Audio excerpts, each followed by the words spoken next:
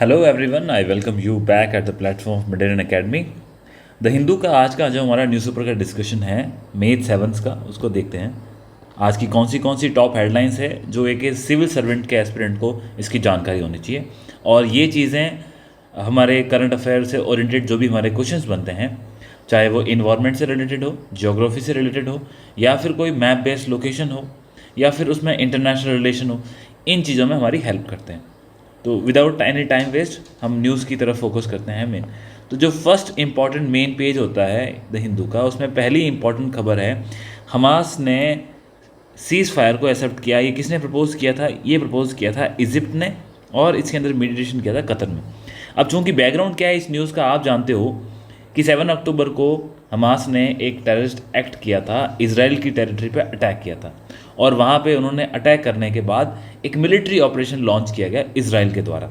तो इन चीज़ों से हुआ क्या, सिचुएशंस काफ़ी ख़राब हुई, काफ़ी समय बीत चुका है, और वर्तमान परिप्रेक्ष्य में भी लगभग 34 to 36,000 के आसपास जो लोग हैं वो फलस्तीनियन पीपल्स या इजरायली जो सिटीजन्स हैं, इन दोनों की अप्रॉक्स डेथ हो चुकी है। यूनाइटेड नेशन ने यहाँ इंटरवीन करने की कोशिश की है, यूएसए इसराइल को कंट्रोल करने की कोशिश भी कर रहा है, पर इसराइल इस मामले में अपनी जो निश्चितता है उस पर अडिग है, और ये मामला अभी भी आगे बढ़ रहा है। अब एक हमें एक अच्छी चीज़ कहते हैं ना कि एक रे ऑफ होप दिखाई दी है, वो इसमें हमास ने जो सीज़ फायर प्रपोज किया गया था इजिप्ट और कतर। आपको ये समझना होगा, यदि आपने मैप देखा है, आप मैप में अगर देखें, मैं यहाँ पर ड्रॉ करता हूँ, यदि आपने देखा है तो ये तो हमारा मेडिटेरेनियन सी है। इस मेडिटेरेनियन सी के बगल में ये इसराइल की टेरिटरी है, और नीचे वाला जो पोर्शन है ना, इसको हम सिराई पेनिनसुला कहते हैं। अब ये टेरिटरी इसराइल की है, और ये जो मैंने डॉटेड पोर्शन किया है, मैं इसका कलर चेंज कर देता हूँ। ये जो कलर है ब्लैक कलर का, ये कौन सी है? ये है गाज़ा स्ट्रिप। एक छोटी सी 12 किलोमीटर चौड़ी एक स्ट्रिप्स है ये, केवल और केवल 12 किलोमीटर। इस स्ट्रिप के इस बगल वाले यहाँ पे जो बड़ी कंट्री है वो है आपका इजिप्ट। तो आप समझ गए होंगे कि इजिप्ट का यहाँ पे रोल इंपॉर्टेंट क्यों है। और जो राफा सिटी, जिसके ऊपर इसराइल ने अभी रिसेंटली कहा था कि हमें इसके ऊपर वहाँ के जो पैलेस्टीनियन हैं उनको वहाँ से बाहर निकलना चाहिए क्योंकि हम वहाँ पे अटैक करने वाले हैं। तो आप जानते हैं कि वहाँ करीब करीब 12 से 14 लाख लोग हैं वो राफा के अंदर हैं। तो 1.2 मिलियन 1.4 मिलियन पीपल्स बहुत ज़्यादा संख्या है, और उनके ऊपर एक मिलिट्री ऑपरेशन करना यानी कि सिविलियन कैजुअलिटी का इजाफा होना। तो इन चीज़ों को लेकर के इजिप्ट ने भी शांति बनाने की कोशिश की। इजिप्ट इसलिए आया क्योंकि इजिप्ट से ही यहाँ पे राफा पे जब अटैक होगा तो लोग कहाँ माइग्रेट होंगे? इजिप्ट। तो इजिप्ट के ऊपर भी एक प्रेशर बनेगा। और ज्योग्राफी के अंदर आपको ये समझना होगा, ये तो आपका मेडिटेरेनियन हो गया, यहाँ पे आपकी इजिप्ट की मैप आ गया। फिर जो ये जो हमारी टेरिटरी है किसकी? इसराइल की। इसराइल की टेरिटरी के राइट साइड में आपको जॉर्डन मिलेगा, और नॉर्थ के अंदर आपको लेबनन और सीरिया। बस यही कंट्री हैं जो इसकी टेरिटरी को टच करती है। इनको आपकी लोकेशन याद रखना। नॉर्थ के अंदर लेबनन है, उसके बगल में आप जानते हैं यहाँ पे गोलन हाइट्स है, और गोलन हाइट का जो एरिया है वो सीरिया से डिस्प्यूटेड है। उसके बाद जो राइट साइड के अंदर आपको जॉर्डन मिलेगा, और टूवर्ड्स साउथ बोल दो या फिर आप वेस्ट साउथ बोल दो, वहाँ आपको इजिप्ट मिलेगा, और लेफ्ट साइड के अंदर मेडिटेरेनियन है। तो ये तो इसका आसपास का नेटवर्क हो गया कि कौन सी कंट्री है वो इसराइल की टेरिटरी को टच करती है। अगर कोई मैप बेस्ड क्वेश्चन आता है तो आपको इस तरह से अपना स्किल्स यूज़ करना है। फिर मेन जो हमारा इसराइल है उसके दो, एक गाज़ा टेरिटरी और वेस्ट बैंक। तो ये दोनों ही अलग अलग पोर्शन है। वेस्ट बैंक है वो इस एरिया में है, और गाज़ा है टूवर्ड्स लेफ्ट मेडिटेरेनियन कोस्ट के पास में, और यहीं इसी गाज़ा स्ट्रिप के अंदर टूवर्ड्स साउथ में आपकी राफा सिटी है जहाँ पे ये मिलिट्री ऑपरेशन की बात हो रही है। तो देखा है राफा इन सदर्न गाजा, ठीक है। तो यहाँ पे यही इसमें मेन क्रक्स आपको इतना ही समझना है कि इसराइल ने अभी इसके ऊपर कोई कमेंट नहीं दिया, लेकिन हमास ने माना है कि जो इजिप्ट बता रहा है हम इसकी जो कंडीशंस है उसको हम फुलफिल करने का। ये कोई इसका मतलब ये नहीं है कि लड़ाई खत्म हो जाएगी, परंतु ये न्यूज़ इन कंटिन्यूटी है। जस्ट फॉलो करो, 2-4 मिनट की आप न्यूज़ देखें, आपको क्या है, आपको अपडेट रहोगे। और इट इज़ वेरी इंपॉर्टेंट कि आप सिविल सर्विसेज की प्रिपरेशन में अपडेट रहें। आगे बढ़ते हैं। नेक्स्ट क्या है, ये सब पॉलिटिकल न्यूज़ है, यहाँ पे हमें इतना ध्यान नहीं होना चाहिए। आगे चलते हैं। पॉलिटिकल न्यूज़ के बाद में इलेक्शंस का माहौल चल रहा है, तो इलेक्शंस की न्यूज़ बहुत सारी है। यहाँ पे एडिटोरियल पेज में चलते हैं। एडिटोरियल के अंदर आपको जो भी न्यूज़ होती है वो इंपॉर्टेंट टॉपिक्स हमको ज़रूर लेंगे, क्योंकि क्या होता है कि जो हमारे मेंस के क्वेश्चंस बनते हैं वो यहाँ से आते हैं। इंटरव्यू के अंदर ये चीज़ें हमको काफ़ी हेल्प करेगी। तो यहाँ पे एक half hearted climate change verdict के बारे में बोला है। सुप्रीम कोर्ट के अंदर केस चल रहा था। उस सुप्रीम कोर्ट के अंदर केस में जो हियरिंग चल रही थी, उन हियरिंग के जजमेंट पे ये पर्सनल ओपिनियंस है, लेकिन हमें इससे क्या ग्रास्प करना चीज़ें वो हम डिस्कस करेंगे। तो सबसे पहले ये क्या बताया गया है कि सुप्रीम कोर्ट ने, जैसे आप जानते हैं कि हमें एक कॉन्स्टिट्यूशनल राइट दिया, किसका? लाइफ का और इक्वालिटी का। और इसी के साथ ये सुप्रीम कोर्ट हमें कई बार अपने ऑर्डर्स में ये भी बताता है कि हमें क्लाइमेट चेंज से जो इल इफेक्ट्स होने वाले हैं, उससे जो खतरे होने वाले हैं, उन खतरों के खिलाफ भी मानवता को एक अधिकार है कि वो उनसे बचने के लिए अपनी आवाज़ को उठा सकता है। और हम जानते हैं कि जो पेरिस क्लाइमेट डील हुई थी उसके अंदर जो हमारा ग्लोबल वार्मिंग का टेम्परेचर है उसको 1.5 डिग्री सेल्सियस तक रोकने की बात की गई, जिससे मानवता के ऊपर कोई खतरा ना आए। लेकिन जितनी भी सरकारें आई उन्होंने प्रयास किया, परंतु हमारे पास साइंटिफिक एविडेंस है कि ये समस्या है, परंतु अभी भी दुनिया के बहुत सारे देश आपस में एकजुट नहीं हुए। आप गंभीरता इस बात से समझ सकते हैं कि वर्तमान परिप्रेक्ष्य में क्लाइमेट चेंज पे काम करना एक बहुत एसेंशियल है। और आप किसी भी गवर्नमेंट की देखिए, उसकी जो एनर्जी को लेकर के रिन्यूएबल एनर्जी जो टारगेट्स हैं, वो जो कोल को कम करना चाहता है उसके उत्पादन को, तो ये सारी चीज़ें हमें दिखाती है कि विश्व इस तरफ प्रयास करना चाहता है। परंतु इससे बड़े बड़े वेस्ट एशिया डिस्टर्ब हो चुका है, वहाँ पे इजराइल और पैलेस्तीन का वॉर है, जिसकी वजह से जो ऑयल प्रोड्यूसिंग कंट्रीज है वो इन्वॉल्व है। उधर रशिया है और यूक्रेन है, वो वहाँ पे आपस में इन्वॉल्व है। एक कोल्ड वॉर का प्रॉक्सी वॉर चल रहा है यूएसए और चाइना के बीच में। तो चीज़ें वर्ल्ड में वैसा एक पीसफुल एटमॉस्फेयर नहीं रहा कि आप क्लाइमेट चेंज पे अभी अच्छी निगोशिएशन हो सके। हालांकि ये चीज़ चल रही है, परंतु इसका फ्रूटफुल रिजल्ट नहीं मिल रहा है। अब यहाँ इन्होंने इंटरनल ये दिखाया है कि हमें कुछ सोचने की जरूरत है, और इस मामले में बोला अगर सरकार काम नहीं करती है तो जुडिशरी को बीच में आना चाहिए, न्यायपालिका को आना चाहिए। कहना क्या चाहते हैं? ये कहना चाहते हैं कि देखो आप क्या चाहते, जैसे राजस्थान की इसमें बात की गई थी कि जो ग्रेट इंडियन बस्टर्ड है, ग्रेट इंडियन बस्टर्ड आप जानते हैं कि हमारे यहाँ पे काफ़ी बहुत कम मात्रा में है और क्रिटिकली इन डेंजर है और विलुप्त होने की स्थिति में। और आप जानते हैं ग्रेट इंडियन बस्टर्ड को एक इंपॉर्टेंट जो खतरा होता है वो जो हमारी ये जो इलेक्ट्रिक की ट्रांसमिशन लाइन्स होती है, इस इलेक्ट्रिक की ट्रांसमिशन लाइंस के कारण इनको अपना कम्युनिकेशन करने में प्रॉब्लम होती है, जिस कारण से इनकी काफ़ी डेथ देखी गई। और ये भी साइंटिफिक आंकड़े हमारे जो पर्यावरणविद हैं और जो हमारे वन जीवन से संबंधित वैज्ञानिक हैं, उन्होंने ये आंकड़े जुटाए हैं और कोर्ट में पेश भी किए, और कोर्ट के अंदर ये दलीलें भी दी गई। परंतु यहाँ पे एक बहुत बड़ी डिबेट आपस में चल पड़ती है, और वो क्या है? वो है डेवलपमेंट वर्सेस इन्वायरमेंट।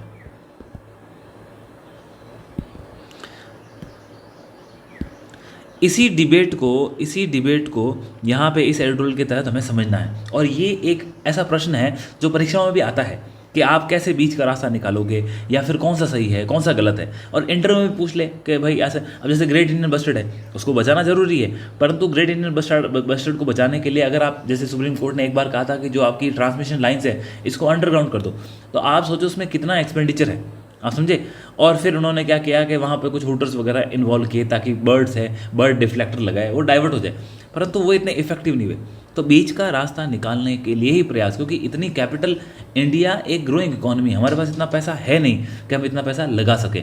ये किसका टेक है? सरकार का टेक है। और वहीं सुप्रीम कोर्ट क्या देखता है कि नहीं, पर्यावरण खतरे में है, हमें वन जीव को बचाना है, आज इसको नहीं बचाएंगे कल किसी और को नहीं बचाएंगे। तो इसलिए सुप्रीम कोर्ट भी कई बार हार्ड स्टैंड लेता है। समझना ये होगा कि जो ग्रेट इंडियन बस्टर्ड की बात ये क्यों कर रहे हैं, क्योंकि आप जानते हैं कि इंडिया के मैप में जो ये पश्चिमी राजस्थान और गुजरात का जो क्षेत्र है, इस क्षेत्र के हम जानते हैं कि एनर्जी को लेकर के, ऊर्जा के उत्पादन में, जिसमें आपकी कौन सी है, सोलार और विंड, इन दोनों ही इलेक्ट्रिसिटी के ऊपर भारत सरकार का बहुत बड़ा ध्यान है। और आप जानते हैं कि जो हमने टारगेट्स, जैसे नरेंद्र मोदी जी गए थे कहाँ पे, हमारी जो पेरिस की कॉन्फ्रेंस हुई थी क्लाइमेट चेंज की, उसमें उन्होंने 26 कॉन्फ्रेंस में क्या कहा था कि हम क्या करेंगे, एक हम नेट जीरो एमिशन लेके आएंगे 2070 तक। दूसरा, हम 500 गीगावाट का जो एनर्जी है वो हम नॉन फॉसिल फ्यूल से लेके आएंगे, मतलब कि रिन्यूएबल सोर्स वगैरह उनसे लेके आएंगे। उसके अलावा इन्होंने ये भी कहा कि 50% जो हमारी टोटल ऊर्जा का उत्पादन होगा वो किसे लेके आएंगे, रिन्यूएबल एनर्जी। तो ये तो टारगेट थे, ये कब दिए थे? 26 हमारी जो इसकी क्लाइमेट चेंज की कॉन्फ्रेंस हुई थी पेरिस में 2021 के अंदर, उन्होंने ये पंचामृत जिसे हम कहते हैं, अगर सवाल आता तो आप ध्यान रखना, इसको भी पंचामृत नाम दिया गया है। तो ये उन्होंने 5 घोषणाएं करी थी। अब इन घोषणाओं के हिसाब से लगता है कि हमको रिन्यूएबल एनर्जी पे ध्यान देना पड़ेगा। रिन्यूएबल एनर्जी के लिए आपने क्षेत्र कौन सा चुना? बस राजस्थान और गुजरात, फोकस इस पे है, बाकी इंडिया में कहीं पर भी लग सकती है, क्योंकि यहाँ पे सनलाइट की अवेलेबिलिटी है, विंड वेलोसिटी अच्छी है, उन चीज़ों के कारण इन क्षेत्रों को चुना गया। अब हो क्या रहा है, जब आप यहाँ पे ट्रांसमिशन लाइन डालनी पड़ेगी, क्योंकि आप ऊर्जा का उत्पादन तो कर रहे हो इस क्षेत्र में, लेकिन इस ऊर्जा को हमारे राष्ट्र के अलग अलग क्षेत्रों में भेजने के लिए आपको मेगा एनर्जी इंफ्रास्ट्रक्चर चाहिए, आपको ट्रांसमिशन लाइंस डालनी होगी। अब ये ट्रांसमिशन लाइंस आपको इसको एक्सपांड करना पड़ेगा। इसको एक्सपांड करोगे तो क्या होगा, फिर जो ग्रेट इंडियन बस्टर्ड के लिए आज जो खतरा है वो और आगे आगे बढ़ेगा। तो यही कहना है कि हमें पर्यावरण को बीच में रखना है, रखने के साथ हमें डेवलपमेंट का कार्य भी करना है, कि हमारे लिए एनर्जी लाइंस, ट्रांसमिशन की लाइंस भी जरूरी है, परंतु हमें इनके हैबिटेट को बचाने की भी आवश्यकता है। तो ये कुछ चीज़ें इन्होंने बताई कि सुप्रीम कोर्ट को थोड़ा सा और ध्यान रखना चाहिए था, जिसके अंदर ये पर्यावरण हितैषी या ग्रेट इंडियन बस्टर्ड के लिए कोई और नई योजना सरकार को बनाने के लिए या उसके ऊपर ध्यान रखने के लिए बोलते, जिसका इस जजमेंट के अंदर इतना हमें सफल तरीके से कोई अवलोकन मिलता नहीं है। ये एक बात हुई। दूसरी बात ये है कि आप ये देखो कि अब जैसे इन्हें ड्रॉबैक्स की बात करी कि जैसे आप ये ग्लोबल हमारा जो बना रहे हैं सोलर और विंड पे ध्यान देके एनर्जी का एक कॉरिडोर बना रहे हैं, उसके बाद आपकी उत्पादन क्षेत्र बना रहे हैं। अब हो क्या रहा है, इस उत्पादन क्षेत्र से आप एनर्जी तो पैदा कर रहे हो, लेकिन इस एनर्जी के साथ आप ये भी देखो कि जो वहाँ की सॉइल है, वहाँ की जो लैंड है, उस लैंड का डिग्रेडेशन भी हो रहा है, क्योंकि जो कई ट्राइबल्स हैं, वो ट्राइब्स हैं, वो इसके ऊपर है, कई जनजातियां हैं, आदिवासी लोग हैं, या जो गांव के लोग हैं, उन सब का जीवन इसकी खेती बाड़ी के ऊपर ही आधारित है। और दूसरा, हो सकता है उनको इन चीज़ों से रोज़गार मिल जाए, उनको ज़मीन की वैल्यूएशन के पैसे मिल जाएं, परंतु एक जो जीवन यापन की कला होती है, क्योंकि वो बेरोजगार जरूर हो जाएंगे, पैसा उनके पास हो सकता है आ जाए, लेकिन वो बेरोजगारी से कैसे निपटे, इसके लिए भी सरकार को प्रयास करने चाहिए। दूसरी बात एक और इम्पॉर्टेंट इसमें ये कही कि हमने ये देखा है, जो आप ये 500 गीगावाट नॉन फॉसिल फ्यूल से अगर मान लो आपका आ जाए कि पंचामृत का अवलोकन कीजिए आप क्रिटिकली तरीके से, या जो हमारे रिन्यूएबल एनर्जी के टारगेट्स है उसको क्रिटिकली इवेलुएट करिए, तो एक इंपॉर्टेंट ड्रॉबैक आपको ये लिखना है कि हमने हमारे जो 500 गीगावाट की ऊर्जा का लक्ष्य रखा है नॉन फॉसिल फ्यूल से, उसके अंदर हम क्या देख रहे हैं कि हम ये सोच रहे हैं, उसके अंदर क्या किया है, न्यूक्लियर एनर्जी को शामिल कर दिया है। उसके बाद जो आप लार्ज हाइड्रो पावर के डैम्स बना रहे हैं, उससे जो ऊर्जा उत्पन्न होती है वो भी कर रहे हैं। तो आप देखो हिमालय का इकोसिस्टम किस प्रकार से पिछले 6, 7, 10 सालों में प्रभावित हुआ है। जैसे जोशीमठ की जो घटनाएं हुई है, जो लैंडस्लाइड्स हुई है, उससे ये दिखाता है कि हिमालय का जो इकोसिस्टम है काफ़ी फ्रेगाइल है, और इस फ्रेगाइल इकोसिस्टम के अंदर यदि आप दोबारा लार्ज हाइड्रो पावर डैम्स के लिए जाओगे तो फिर वो कहीं ना कहीं और प्रॉब्लम्स क्रिएट होता है, लोगों का डिस्प्लेसमेंट होता है, लोगों को अपनी जगह छोड़नी पड़ती है। अपनी मातृभूमि को छोड़ना किसी भी व्यक्ति के लिए एक मुश्किल और काफ़ी क्रिटिकल चीज़ होती है, जिससे उसकी आने वाली जनरेशन उसके ऊपर भी एक बैड इफेक्ट पड़ता है। क्योंकि यदि आपके पास एक राष्ट्रीयता की भावना नहीं है, आप अगर मान लीजिए जैसे आपके पास आ जाएगी वेस्ट वी आर इंडियन, अगर आपके पास राष्ट्र की भावना नहीं होगी तो आप स्ट्रांग नहीं हो सकते, आपका डेवलपमेंट उतना स्ट्रांग नहीं हो सकता। उसी प्रकार से यदि आपके पास आपकी लैंड नहीं है, आप उससे एलिनेट हो जाओगे, उससे आप दूर हो जाओगे, तो आपके अंदर जो एक अपनत्व की भावना होती है वो कम हो जाती है। वो इस बात से आपको समझना होगा। अब इन्होंने ये भी चर्चा की है कि देखो कुछ मेगा सोलर और विंड प्रोजेक्ट्स चलाए सरकार ने, कहाँ कहाँ, एक इन्होंने पावागढ़ को मेंशन किया था। पावागढ़ आप जानते हैं कर्नाटक के अंदर है। तो यहाँ पे बोला है कि जो ग्रेजिंग, जो गायों के और भैंसों के चरने का क्षेत्र था, ग्रेजिंग एरिया था, एग्रीकल्चर लैंड है, वो डिस्ट्रॉय हुई। और उससे असर क्या पड़ा है, जो वहाँ का वन्य जीव है उसकी जो एक स्त्रीकरण की स्थिति होती है उसको भी उसने प्रभावित किया। इसके अलावा लद्दाख के अंदर एक 13 गीगावाट का वहाँ पर भी एक सोलर प्रोजेक्ट है, वो आ रहा है, और इसके लिए 20,000 एकड़ वो ज़मीन है उसका कंज्यूम करेगा। तो उसने कहा कि यहाँ पर भी जो वाइल्ड लाइफ है और जो वहाँ की पेस्टोरल कम्युनिटी है, जो वहाँ के आम जनजीवन के लोग हैं, उनका जीवन भी प्रभावित होगा। और आप जानते हैं कि पश्मीना, जिसको भी जीआई टैग मिला था, तो पश्मीना वूल कहाँ से पैदा होती है, ये होती है जो नोमैडिक ट्राइब्स है, ट्राइब कहाँ की, लद्दाख की। तो वहाँ के जो लोग हैं वो पश्मीना ऊन का प्रोडक्शन करते हैं और दुनिया के अलग अलग कोनों में यह बिकती, और काफ़ी इससे हमें रेवेन्यू भी जनरेट होता है वहाँ के लोगों के लिए भी। और एक आपकी यूनिक क्वालिटी है जीआई टैग का, मतलब यही है कि उस जियोग्राफी के कारण हमको कोई ना कोई बेनिफिट हो रहा है, उसका आप किस तरह से इकोनॉमिकली उसका बेनिफिट उठा सकते हो, ये एक सोचने का विषय। परंतु ये बताया गया है कि वहाँ पे जो आप 20,000 एकड़ की ज़मीन का अधिग्रहण करके फिर वहाँ 13 गीगावाट का आप ये आपका प्लांट लेके आओगे, उससे क्या हो रहा है कि उन लोगों के जीवन को प्रभावित होना पड़ेगा। तो ये भी चीज़ें दिखाई है। इसके अलावा इन्होंने गुजरात के अंदर जैसे जो मालधारी ट्राइब्स वहाँ रहती है उनके बारे में कहा कि वहाँ पे एक 1400 एकड़ का आसपास का एरिया एक्वायर किया गया है। तो उससे क्या होगा कि जो मालधारी ट्राइब्स है वो उससे डिस्टर्ब होगी। यहाँ पे ये चीज़ें हम क्यों डिस्कस कर रहे हैं कि कुछ क्वेश्चंस आप समझिए, जैसे अगर आपके पास आता है कि हमारा सोलर या विंड में हम नया नया क्या क्या कर रहे हैं राष्ट्र के अंदर, तो आप लिख सकते हो कि 13 गीगावाट का प्लांट है वो लद्दाख में आ रहा है, पावागढ़ है जो हमारा कहाँ पे गुजरात के अंदर है, वहाँ पे काम चल रहा है। फिर आप ये बोल सकते हो कि गुजरात के अंदर जो हमारी छरीधंद कंजर्वेशन रिजर्व है जो कच्छ का एरिया है, वहाँ पर हमारा एक नया और आई थिंक 9 गीगावाट का हम एक सोलर पावर प्लांट है वो लेके आ रहे हैं। तो ये चीज़ें आपको दिखाती है कि रिन्यूएबल एनर्जी के प्रोजेक्ट्स किस तरह इंपॉर्टेंट है और इनसे क्या असर पड़ रहा है, रेप्लिकेशन बढ़ रहा है। यही चीज़ें इस एडिटोरियल में डिस्कस की गई। अब इन्होंने एक और अल्टरनेटिव सुझाया है कि आप डेवलपमेंट और इन्वायरमेंट में बीच का रास्ता कैसे निकाल सकते हो। उसके लिए आपको देखना होगा अल्टरनेटिव में ये क्या बात कर रहे हैं। ये बोल रहे हैं कि आपने देखा कि गवर्नमेंट ऑफ इंडिया हमारे वो रूफटॉप सोलार स्कीम लेके आई थी, ठीक है। अब रूफटॉप जो सोलार स्कीम आई थी उसके अंदर आज इंडिया का टारगेट क्या है, मतलब हमारी क्षमता कितनी है। हमारी क्षमता है कि हम 600 गीगावाट तक एनर्जी है ना जो लोगों को, किसानों को या आपके खेत के अंदर या मकान के ऊपर रूफटॉप एनर्जी से कर सकते हैं। इसको लेकर के अभी फ़िलहाल ही 3 महीने पहले प्रधानमंत्री जी ने एक हमारी जो नई स्कीम की घोषणा भी करी थी वो इससे ही रिलेटेड है। अब आप ये समझिए, ये जो आप एनर्जी पैदा करोगे जो इंडिविजुअल हाउस होल्ड के ऊपर, उससे क्या होगा कि इंडिविजुअली लोगों को एक इनकम जाएगी, मतलब डिस्ट्रीब्यूटेड इनकम जाएगी। दूसरा, एक डिसेंट्रलाइज तरीके से रिन्यूएबल एनर्जी का उत्पादन होगा।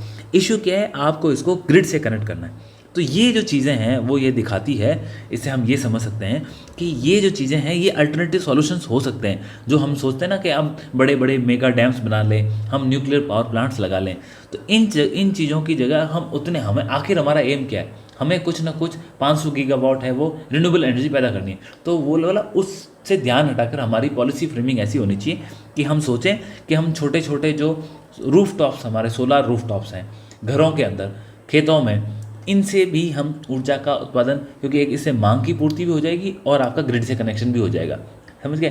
तो डिसेंट्रलाइज। दूसरा क्या होता है, एक बड़ा इंपॉर्टेंट एस्पेक्ट है जो इसमें नहीं लिखा, मैं आपको बताता हूँ।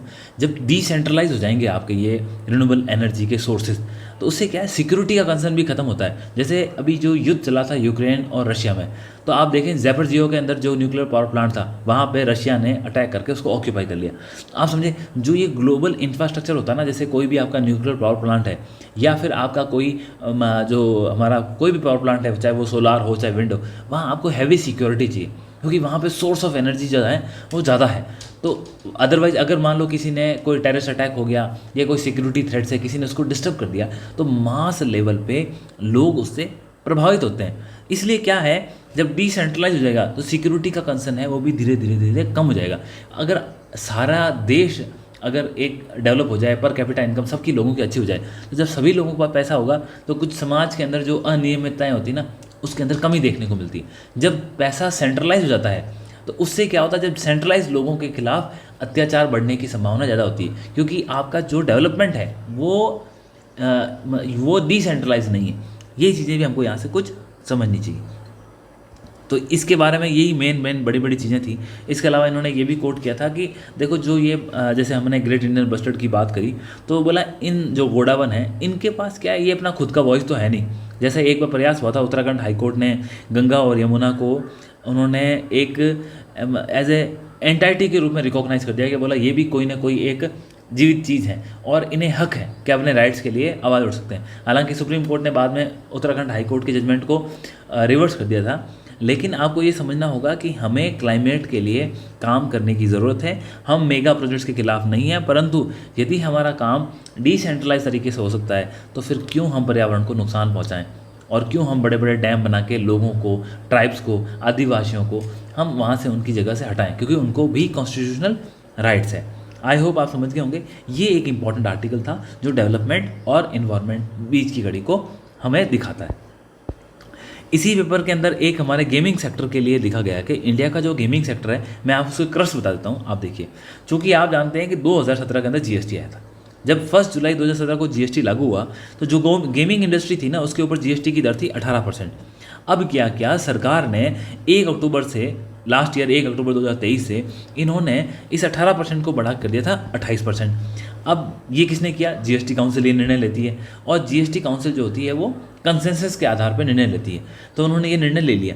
इस निर्णय को लेने के साथ ही उन्होंने ये भी कहा कि चाहे वो गेम ऑफ चांस हो या गेम ऑफ लक हो, इन सभी के अंदर यदि मान लीजिए आपके पास 100 रुपये हैं और आप 100 रुपये लेकर के बैट लगाने गए, तो 100 के 100 रुपये पे आपको 28 रुपये जीएसटी पे करना पड़ेगा, यानी कि वो उसको करेगा। तो जो खेलने के लिए गया उसको 100 में से 28 रुपये अगर जीएसटी के रूप में चले गए, बचे कितने? तो 72 रुपीज़।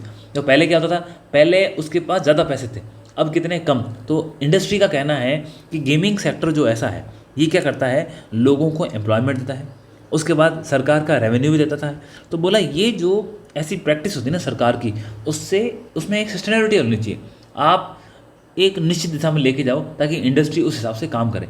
ये एम्प्लॉयमेंट भी देती है लोगों को, और इसके अलावा इस इंडस्ट्री में इतना दम है कि ग्लोबल लेवल पर इंडिया को एक पायनियर बना सकती है, और गवर्नमेंट भी इसके लिए प्रयास कर रही है। तो इन चीज़ों को लेकर के ये आर्टिकल था। आई होप जो मैंने बताया वो इंपॉर्टेंट चीज़ है कि गेमिंग इंडस्ट्री क्यों प्रभावित है। 18% था पहले, अभी 28% है। इंडस्ट्री का कहना है कि इन चीज़ों को स्मूथ करना चाहिए, स्ट्रीमलाइन करना चाहिए। ये बात है जो इस एडिटोरियल ने हमको दिखाया। किसने लिखा है? तो राज्यसभा के हमारे फॉरन मेंबर थे, उन्होंने ये आर्टिकल लिखा है और वो कैग के अंदर भी रह चुके हैं। तो ये चीज़ें उन्होंने बताई। फिर इसके बाद आगे चलते हैं। हमारा एक इम्पॉर्टेंट आज का जो टॉपिक था वो था कार्बन फार्मिंग क्या है। देखिए कार्बन फार्मिंग क्या है। 1 मिनट, एक इससे पहले और इम्पोर्टेंट आर्टिकल था क्या? नहीं, ओके डन।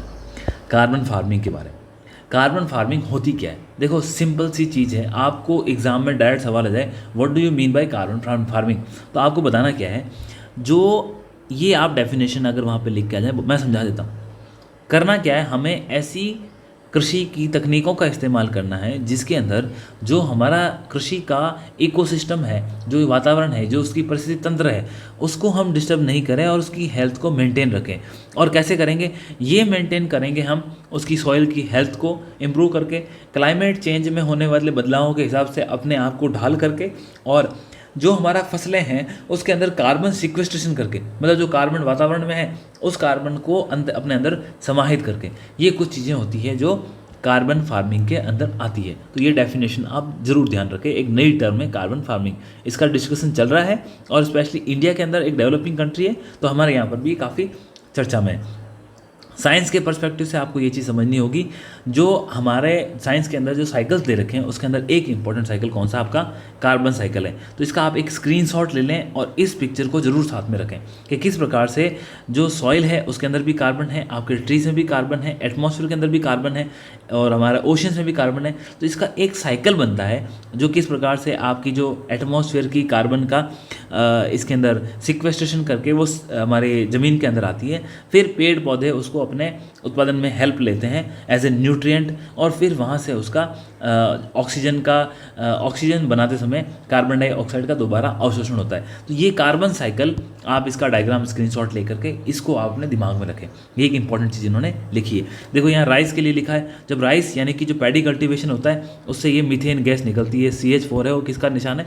मीथेन गैस निकलती है। उसके बाद फर्टिलाइजर्स होते हैं, उनको हम फर्टिलाइजर को नाइट्रोजन फिक्सेशन के माध्यम से, तो क्या होता है वातावरण के अंदर जो नाइट्रोजन है वो ज़मीन के अंदर चली जाती है, लेकिन उसके साथ ही जो फर्टिलाइज़र हम यूरिया वगैरह इस्तेमाल करते हैं तो वो यूरिया से क्या होता है कि जो फसलों का उत्पादन तो बढ़ता है, लेकिन इन फसलों के उत्पादन के साथ ही जो इनका इवापोरेशन होता है उससे भी कार्बन डाइऑक्साइड निकलती है और वो वातावरण में जाती है। फिर उन्होंने ये कहा कि जैसे काउस वगैरह है, ये क्या करती है, इनके भी ध्यान रखना, ये भी मीथेन को रिलीज़ करती है, और ये मीथेन को जब रिलीज़ करती है, इसी मीथेन को दोबारा अब्जॉर्व करके या खाद वगैरह का हम इस्तेमाल करके ज़मीन की उत्पादकता को बढ़ा सकते हैं। अब बाकी आग लगने से मीथेन का दिखाया है, फिर जो लिटर होता है, ये जो ज़मीन लकड़ी के टुकड़े हो गए या कुछ भी कचरा हो गया, वो सारी की सारी चीज़ें ज़मीन के अंदर धीरे धीरे डिके होकर के अवशोषित हो जाती है, और जिससे हमारा जो सॉइल है वो कार्बन रिच होती है, जिससे पैदावार बढ़ती है। तो ये एक साइकिल दिखाने का प्रयास किया गया, इसको आप ज़रूर ध्यान रखें। ओके, आगे बढ़ते हैं। फिर एक हमारा जो डायरेक्ट सिलेबस के अंदर है वो है MRI machine, MRI magnetic resonance imaging. तो मैग्नेटिक रेजोनेंस इमेजिंग आपने देखा, जैसे ये एक मशीन इधर दिखा रखी है। एमआरआई का इस्तेमाल मेडिकल इंडस्ट्री में बहुत ज़्यादा है। 1970s के अंदर इसकी खोज हुई थी और धीरे धीरे इसको 2003 के आसपास आई थिंक इसको नोबेल प्राइज़ मिला था मेडिसिन के क्षेत्र में, ठीक है। और हमारे प्रैक्टिस में बाद में आई, लेकिन इसकी खोज 1970s में हो गई थी क्योंकि मशीन के अंदर बाद में कुछ बदलाव किए गए। आप समझ गए होंगे। अब हम इस एमआरआई का सिस्टम जो हमारे सिलेबस में भी है, इसको हम समझेंगे कि एमआरआई क्या है, उसके बाद एमआरआई का प्रोसेस क्या है, फिर इसके फ़ायदे क्या और नुकसान क्या है। ये 4 ही सवाल है जो मेन से भी आ सकते हैं और इस एडिटोरियल में बहुत अच्छे से डिस्कस किए हुए हैं। इसीलिए कहते हैं ना न्यूज़पेपर पढ़ना चाहिए, क्योंकि इसने क्या है, आज वर्तमान के अंदर कोई नए चैलेंज भी आ रहे हैं ना, वो यहाँ लिखे होंगे, आपकी बुक के अंदर नहीं होंगे। अब एमआरआई क्या स्कैन करती है और क्या है, तो आप जानते हैं एमआरआई का फुल फॉर्म क्या है, मैग्नेटिक रेजोनेंस इमेजिंग, ठीक है। और इसके अंदर होता क्या है, इसके अंदर 4 एलिमेंट्स होते हैं, ठीक है। यहाँ पे लिखा, इसके अंदर 4 कंपोनेंट्स होते हैं। सबसे पहले आप जानते हैं कि ये जो आपको एक डॉगनट की तरह बड़ी सी मशीन दिख रही है, ये एक पावरफुल इसके अंदर मैग्नेट होती है। तो सबसे पहला है इसके अंदर एक डॉगनट सा जो मशीन है, ये जो होल जिसको बोलते हैं सेंटर में, जिसके अंदर बॉडी जाती है, एक तो ये हो गया। दूसरा, इसके चारों तरफ क्या होती है, एक पावरफुल मैग्नेट होती है, यहाँ कहीं लिखा है, ओके। दूसरा क्या है, एक पावरफुल मैग्नेट होती है जिसके अंदर एक मैग्नेटिक फील्ड होती है। तीसरा क्या है, तीसरा इसके अंदर एक रेडियो फ्रिक्वेंसी पल्स लगी होती है जो क्या करती है, उसके अंदर से रेडियो फ्रिक्वेंसी वेव्स है उसको वहाँ से भेजती है। ये तीसरी हो गई। और चौथा और फाइनल कंपोनेंट क्या है, इसके अंदर आपका एक डिटेक्टर लगा होता है कि जब रेडियो फ्रिक्वेंसी वेव्स जाती है तो वो जो इसके अंदर क्या होता है, हम जानते हैं कि मैग्नेटिक एमआरआई स्कैन जो एनएमआर टेक्नोलॉजी पे काम करती है। इसमें होता क्या है, हम जानते हैं कि हमारी बॉडी के अंदर क्या है, वाटर। इस वाटर के अंदर हमारे पास क्या है, हाइड्रोजन है, ऑक्सीजन है। तो हमारे बॉडी में हाइड्रोजन की अधिकता बहुत है और हाइड्रोजन के अंदर आप जानते हैं कि एक प्रोटॉन है। तो ये जो प्रोटॉन है ना हाइड्रोजन का, वो और खुद में एक तरह से न्यूक्लियर एलिमेंट की तरह काम करती है, उसमें प्रॉपर्टी है। तो होता क्या है, जब इसको बाहर से कोई भी आप न्यूक्लियर फील्ड से कनेक्ट करते हो, आप जानते हैं कि एमआरआई के अंदर हम एक पावरफुल मैग्नेट चारों तरफ रखते हैं।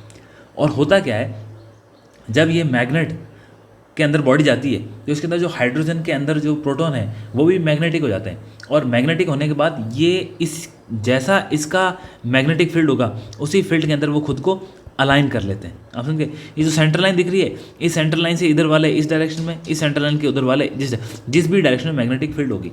और जैसे ही उस मैग्नेटिक फील्ड के लिए आपके जो आपने जैसे ही रेडियो फ्रिक्वेंसी मशीन से आपने कुछ रेडियो फ्रिक्वेंसी वेव्स भेजी, तो होता क्या है, जो कुछ जो हमारे प्रोटॉन है वो अनिश्चितता की स्थिति में होते हैं, वो भी अपने खुद सिग्नल रिसीव करते हैं, उसको वापस भेजते हैं। तो बॉडी का कोई भी टिश्यू हो, आपका ब्रेन हो या फिर आपके बॉडी का कोई भी अंग हो, उस सब का स्कैन ये कर सकती है। और इसके बेनिफिट और लॉस क्या हैं, सबसे इम्पोर्टेंट इसके क्या फ़ायदे हैं।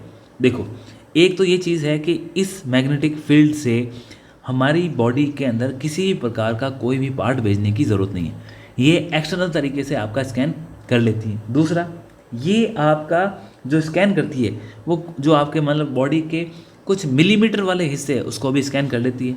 उसके बाद MRI scan can practically image the body from all useful direction if required very small. मतलब कि शरीर के किसी भी अंग को किसी भी डायरेक्शन से ये MRI मशीन है वो स्कैन कर सकती है। आप समझ गए। इसके साथ आपको ये भी समझना होगा कि इस मशीन से अभी तक किसी भी प्रकार का कोई खतरा, चूँकि आप इतने पावरफुल मैग्नेटिक फील्ड में रहते हो, फिर भी बॉडी के ऊपर देखने को नहीं मिला है। इस कारण से भी MRI मशीन है वो काफ़ी इफ़ेक्टिव है। एक और चीज़ ध्यान रखनी है कि जो प्रेग्नेंट लेडीज़ होती है उनको इस मशीन के ऊपर रिसर्च इतना नहीं हुआ है, तो उसके ऊपर साइड इफ़ेक्ट क्या उसके बारे में इतना नहीं बताया गया। आखिर डन। अब आखिर इसके नुकसान क्या है या इसके ड्रॉबैक्स क्या है। सबसे पहली चीज़, ये काफ़ी महंगी है। मतलब इसकी कीमत है वो 10 लाख से लेकर करोड़ तक जाती है।